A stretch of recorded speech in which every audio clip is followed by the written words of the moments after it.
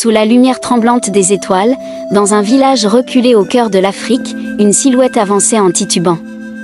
Maxime tenait encore le couteau ensanglanté dans sa main droite, les yeux hagards, comme s'il ne comprenait pas ce qu'il venait de faire. Tout autour, la savane semblait figée dans un silence mortel, seulement perturbé par le cri lointain d'une chouette. Étienne gisait à ses pieds, son sang s'infiltrant dans la terre rouge du chemin de poussière. Son visage, habituellement animé d'un sourire chaleureux, était désormais figé dans une expression de douleur et d'incrédulité. Étienne n'était pas seulement un ami. Il était le frère que Maxime n'avait jamais eu, son soutien inconditionnel. Et maintenant, il était mort, victime d'un accès de rage incontrôlé. Tout avait commencé quelques mois plus tôt, lorsque la vie tranquille du village de Lomanzi avait été bouleversée par une nouvelle inattendue. Étienne avait hérité d'un terrain fertile et d'une somme d'argent considérable après la mort d'un oncle lointain. Dans ce village où l'agriculture était la principale source de revenus, cet héritage faisait de lui un homme riche. Maxime, de son côté, voyait ses champs dépérir sous le soleil brûlant.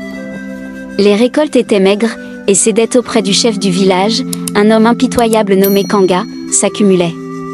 Chaque soir, Maxime regardait Étienne, désormais entouré de personnes qui cherchaient à profiter de sa fortune, et ressentait une jalousie qu'il n'avait jamais connue.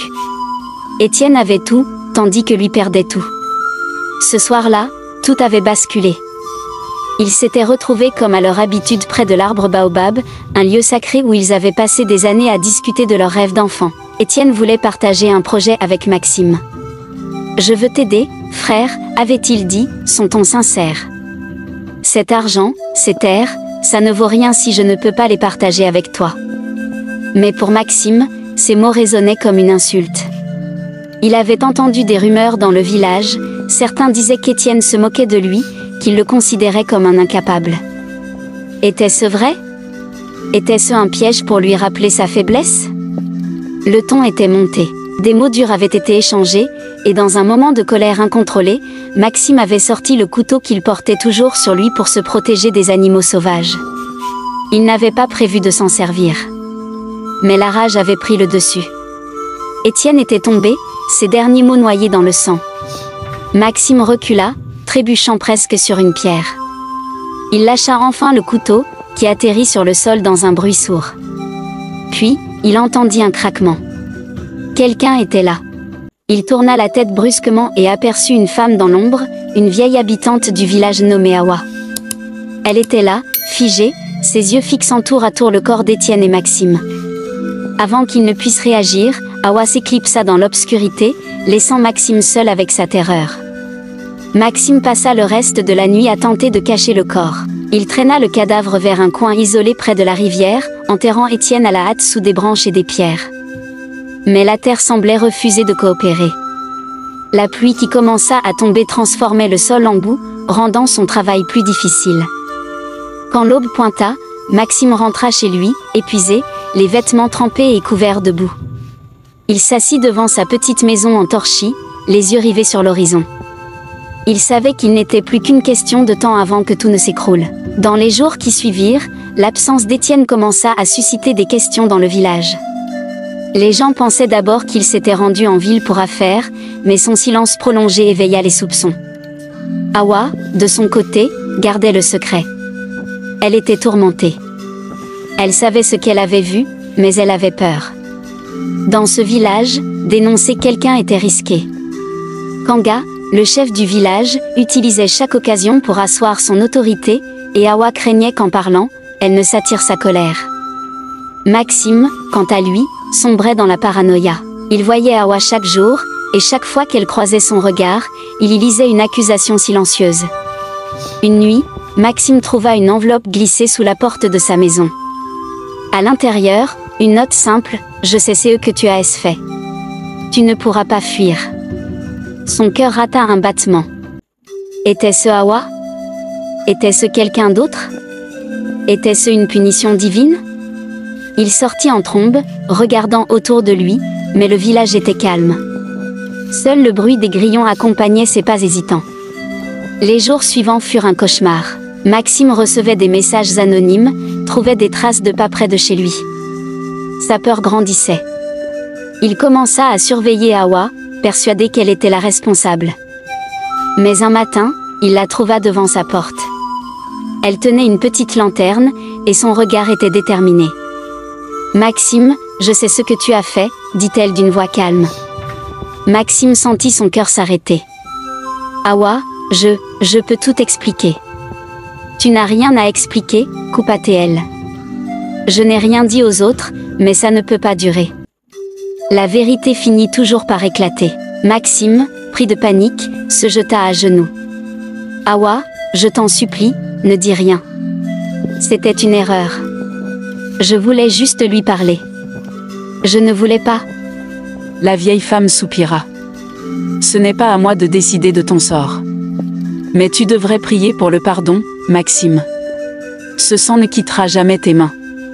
Elle tourna les talons et disparut, le laissant seul avec son désespoir. Un matin, la vérité éclata. Le calme habituel du village de Lomanzi fut brisé par les cris des enfants qui couraient vers la place centrale. Le chef Kanga venait de convoquer une assemblée d'urgence, un événement rare qui annonçait toujours de graves nouvelles. Les habitants, encore engourdis par le sommeil, affluaient vers le grand arbre au centre du village, curieux et inquiets. Maxime, qui dormait à peine depuis des jours, se réveilla en sursaut au son des tambours rythmant l'appel. Son cœur se serra dans sa poitrine. Quelque chose n'allait pas. Il enfila rapidement ses vêtements et sortit de sa maison, tentant de masquer son agitation. Lorsqu'il arriva, l'atmosphère était électrique. Le chef Kanga, grand et imposant, se tenait debout sur une petite estrade de bois, tenant une enveloppe blanche à la main. Ses yeux balayaient la foule, son expression dure et intransigeante. « Mes frères et sœurs, commença-t-il d'une voix grave, aujourd'hui, nous sommes confrontés à une vérité sombre, une vérité qui déchire notre communauté. » Il leva l'enveloppe pour que tout le monde puisse la voir. Cette lettre anonyme accuse l'un d'entre nous d'un crime odieux. Un crime qui aurait coûté la vie à Étienne, notre frère, notre ami, celui qui était aimé de tous. Un murmure parcourut l'assemblée. Les regards se croisèrent, certains pleins de doutes, d'autres d'inquiétude. Maxime sentit ses jambes trembler. Il voulait partir, fuir, mais il savait que ce serait trop suspect. La lettre décrit en détail l'endroit où le corps d'Étienne a été enterré, poursuivit Kanga. Nous irons vérifier ces accusations, mais si elles sont vraies. Il laissa sa phrase en suspens, son regard dur traversant la foule comme une lame. Maxime, figé, sentit les regards se poser sur lui. Une sueur froide coula le long de sa nuque.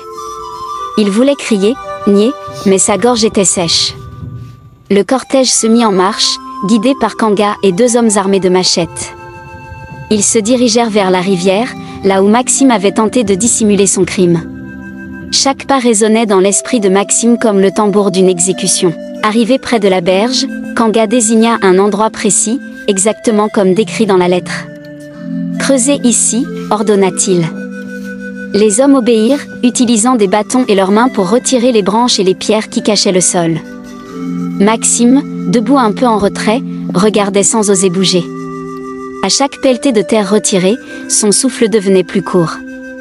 Puis, ils tombèrent sur un morceau de tissu imbibé de boue et de sang séché. Le cri d'horreur d'une femme éclata dans la foule. « C'est lui » hurla quelqu'un. Les murmures se transformèrent en cris de colère. La foule se tourna vers Maxime, leurs regards devenus des flammes accusatrices. Kanga leva la main pour imposer le silence. « Maxime, dit-il d'une voix froide. Approche. » Maxime sentit ses jambes fléchir. Il tenta un dernier effort pour garder son sang-froid. « Chef, je ne sais pas ce que c'est.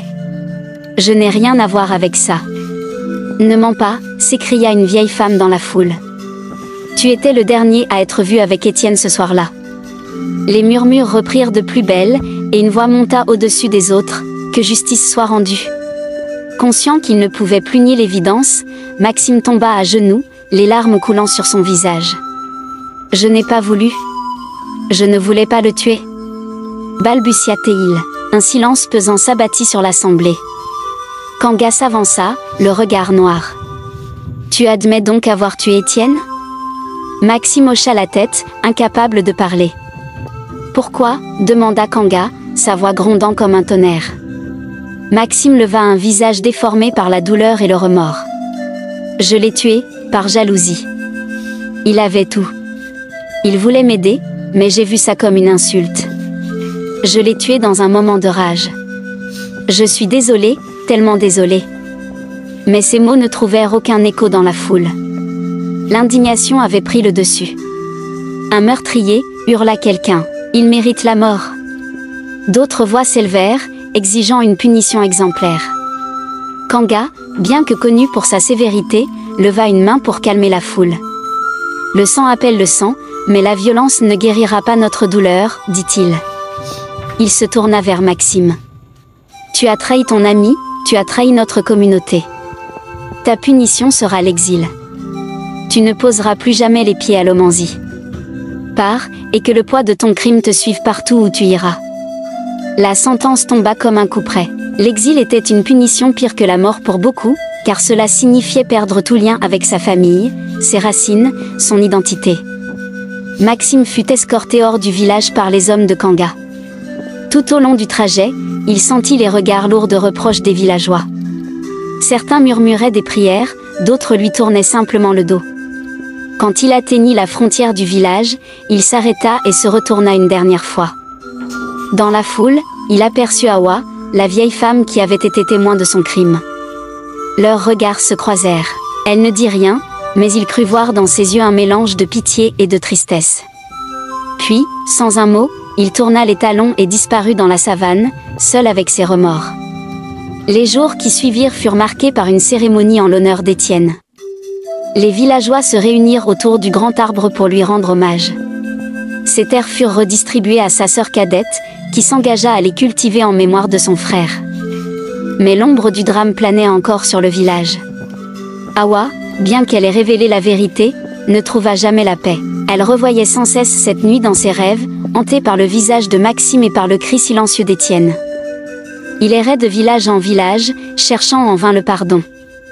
Ainsi, l'histoire de Lomanzi devint une leçon pour tous. La jalousie, la trahison et le poids du silence peuvent détruire même les liens les plus solides. Le nom d'Étienne fut gravé dans les mémoires, tandis que celui de Maxime devint un avertissement pour les générations futures.